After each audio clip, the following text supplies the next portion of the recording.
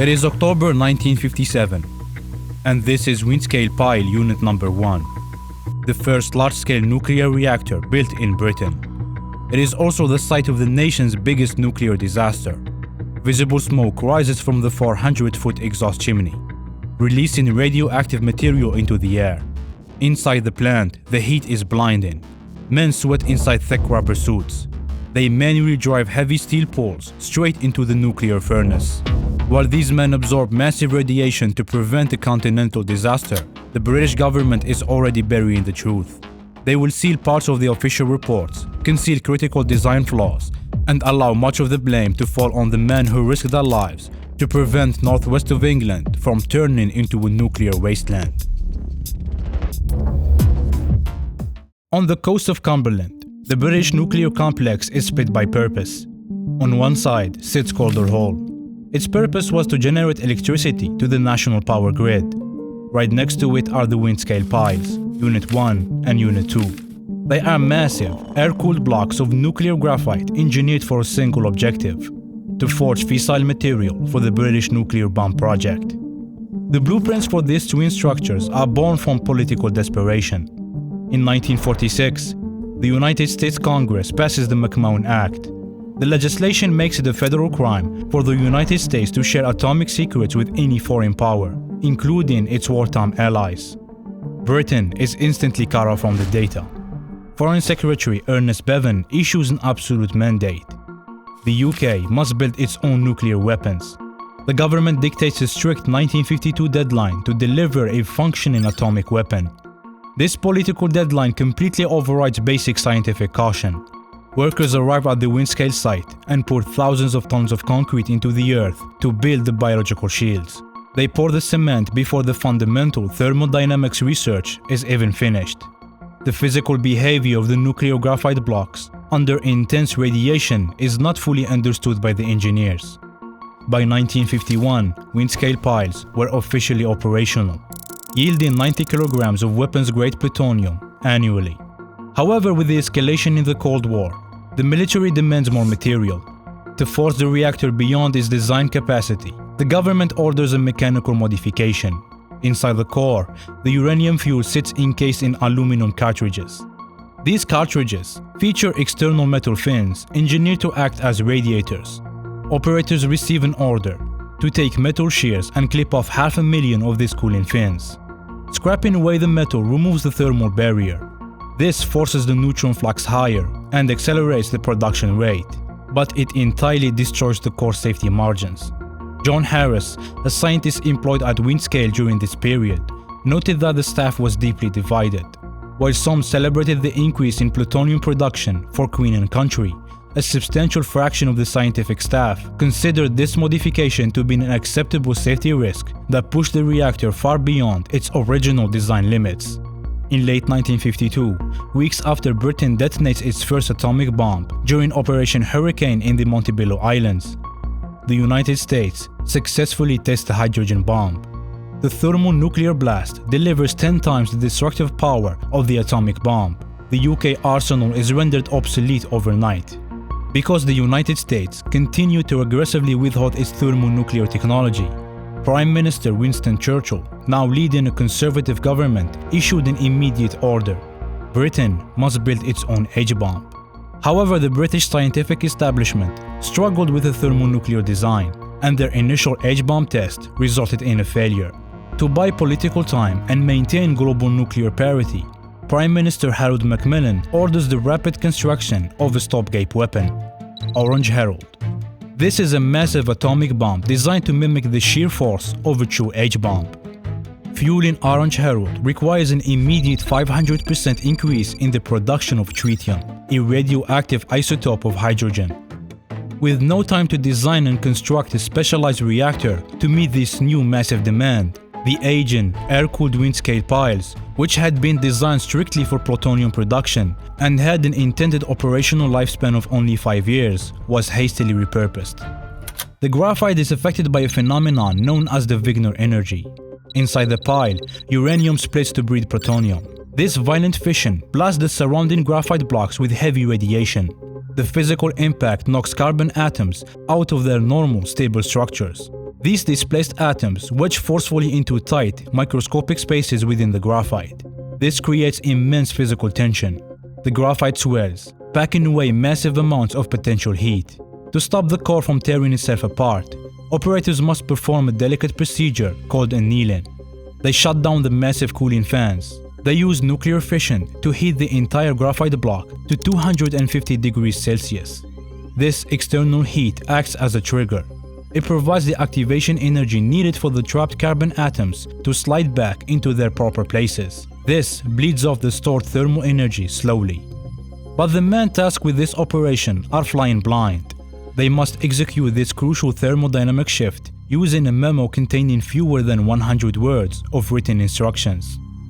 Another severe design flaw sits at the back of the core.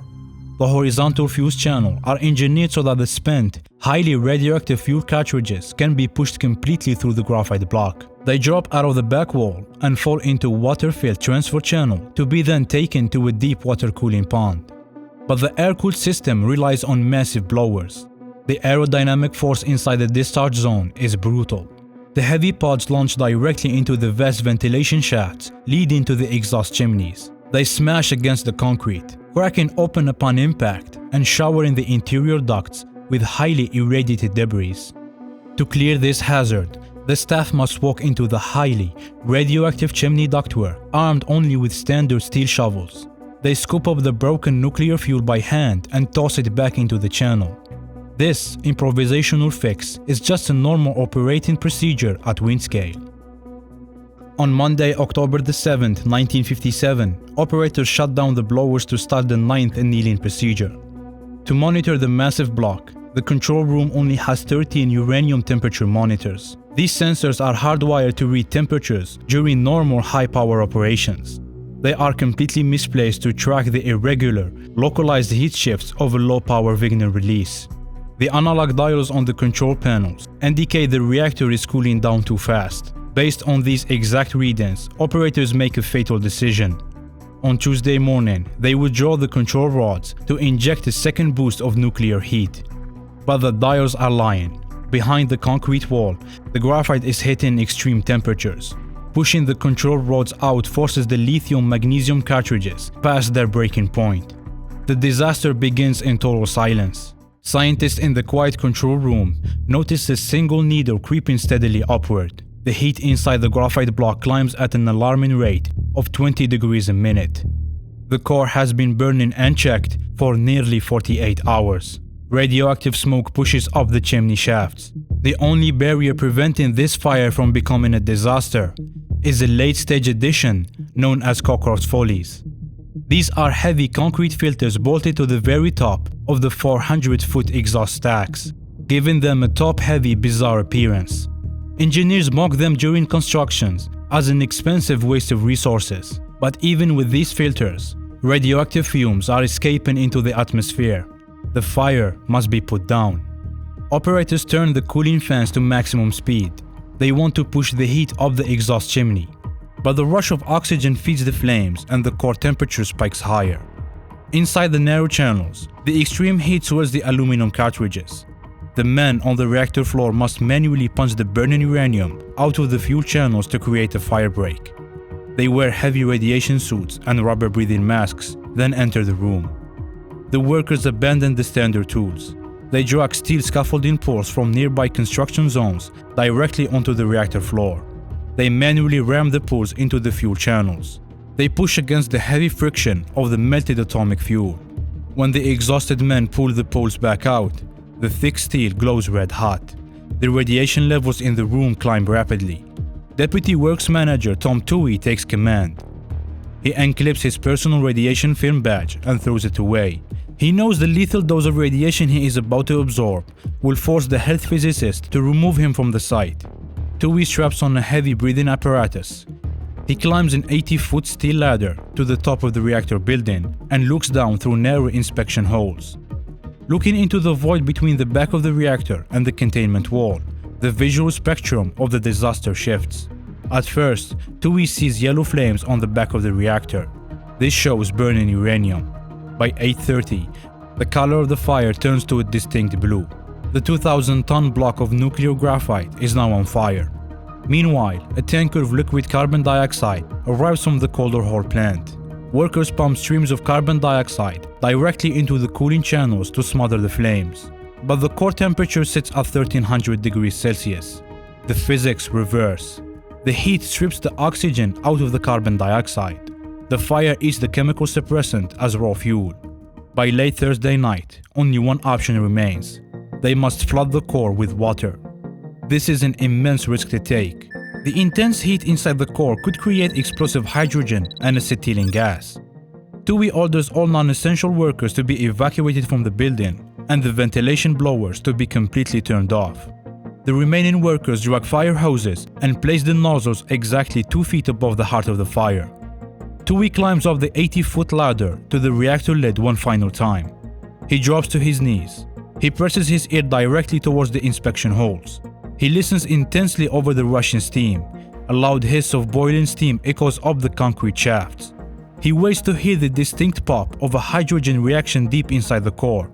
He hears no explosions. TUI authorizes the water flow to increase.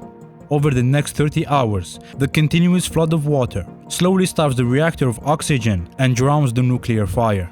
The core stops burning. But for 48 hours, radioactive material pushes up the 400-foot exhaust chimney.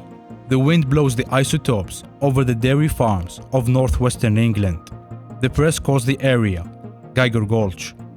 Government inspectors walk the farms. Geiger counters click over the grass, soil, and livestock. In surrounding towns, workers pour thousands of gallons of contaminated milk. Worker Stan Ritson absorbed massive radiation on the reactor face. He dies at the age of 50. He is not the only casualty. 190 cancer cases were later traced back to the fire. 100 of those cases are fatal. The government appoints Sir William Penny to lead an official inquiry.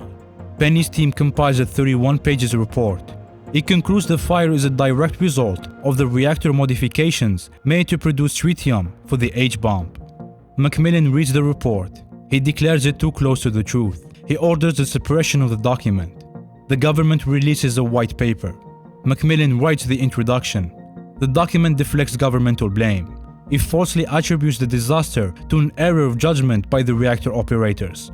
They blame the workers who absorbed massive radiation to stop the fire from becoming a disaster.